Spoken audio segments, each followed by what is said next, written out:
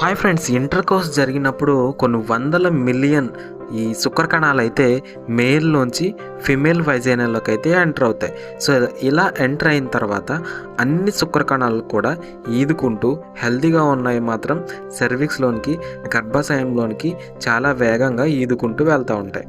So ఇలా వెళ్ళినప్పుడు ఇంకొక వైపు అక్కడ ఉండే ఈ అండాశయం నుంచి అండం అయితే రిలీజ్ అవుతుంది. ఇలా రిలీజ్ అయిన అండం అక్కడ ఉండే ఫాలోపియన్ ట్యూబ్స్లోనికి వచ్చి చేరుతుంది. ఇలా చేరిన తర్వాత అక్కడ బాగా అటాచ్ అయ్యి అక్కడ ఉండే వాల్క్ అనేది అటాచ్ అయ్యి వెయిట్ చేస్తూ ఉంటుంది. ఇలా వెయిట్ చేసినప్పుడు ఒకవేళ శుక్ర కణాలు కానీ ఇన్ టైంలో కనుక రీచ్ అయితే మనం అక్కడ ఫలదీకరణం అనేది జరుగుతుంది. సో ఇప్పుడు నెక్స్ట్ ప్రాసెస్లో ఈ స్పెర్మ్స్ అన్నీ కూడా మనం ఒక రకమైన పద్ధతిలో అక్కడి నుంచి ఈ స్విమ్ చేసుకుంటూ దాని ప్రయాణం అయితే కొనసాగిస్తూ ఉంటాయి. సో ఇలా ఇది చాలా డిఫికల్ట్ జర్నీ. ఇందులో హెడ్ సరిగ్గా లేనివి, తర్వాత టైల్ సరిగ్గా లేనివి, హెల్తీగా లేని స్పెర్మ్ సెల్స్ అన్నీ కూడా మధ్యలోనే చనిపోతూ ఉంటాయి. ఏవైతే హెల్తీగా ఉంటాయో, ఏవైతే యాక్టివ్గా ఉంటాయో, దాని యొక్క మొటిలిటీ బాగుంటుందో, సో ఇలాంటి స్పెర్మ్ సెల్స్ అన్నీ కూడా దాని ప్రయాణాన్ని ముందుకు కొనసాగిస్తూ ఉంటాయి. సో ఇలా కొనసాగిస్తూ చాలా దూరం అయితే స్విమ్ చేయవలసి ఉంటుంది. మేబీ దీనికి 6 to 7 hours టైం పట్టొచ్చు ఒక వీర్యకణం వైజైనా నుంచి ఫాలోపియన్ ట్యూబ్స్ ఎగ్ వరకు రీచ్ అవ్వడానికి. సో ఇలా ఈ ఫాలోపియన్ ట్యూబ్లో ఎగ్ అయితే వెయిట్ చేస్తూ ఉంటుంది. సో ఇలా వెయిట్ చేసినప్పుడు దాని నుంచి కొన్ని కెమికల్ మెసెంజర్స్ అయితే రిలీజ్ చేస్తుంది. సో ఈ కెమికల్ మెసెంజర్స్ ఏం చేస్తుందంటే అక్కడ ఉండే శుక్ర కణాలని అట్రాక్ట్ చేసి దాని వైపుకి రావడానికి అనువుగా ఉండే విధంగా అక్కడ నుంచి ఈ మెసెంజర్స్ అనేవి రిలీజ్ అవుతాయి.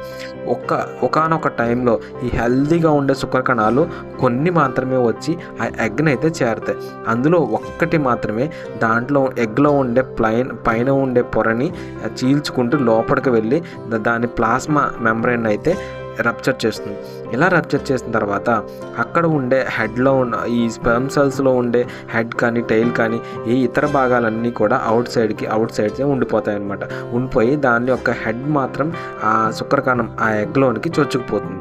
సో ఇలా చొచ్చుకుపోయిన తర్వాత దాని అవుటర్ సర్ఫేస్ కంప్లీట్గా గట్టిగా అయితే తయారవుతుంది. సో ఏ ఇతర శుక్రకణం కూడా లోపలికి ప్రవేశించలేదు. ఓన్లీ యాక్టివ్ ఉండి లోపలికి వెళ్ళిన ఈ శుక్రకణం హెడ్ అయితే లోపల దాని యొక్క జీన్ అయితే విస్తరిస్తుంది.